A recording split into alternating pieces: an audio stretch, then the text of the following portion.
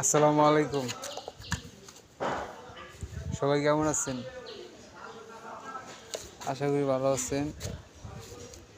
আজকে মসজিদের কাজ প্রায় 8-9 দিন হয়ে গেল কাজ করতেছি, মসজিদের আল্লাহর ঘরের কাজ করতে আসছি।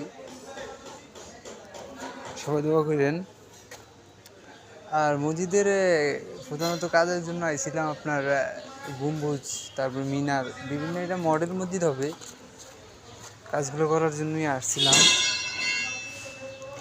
এখন এই যে যারা আগে যে মিস্ত্রিরা কাজ করছিল তারা অনেক রকম ভুল করছে, অনেক রকম ভুল ভ্রান্তির ভিতরে কাজগুলো করছে।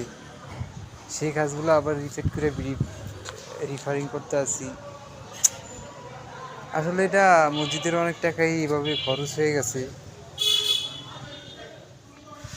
আবার কাজগুলো ঠিকঠাক করে করতে আসি। এটা হচ্ছে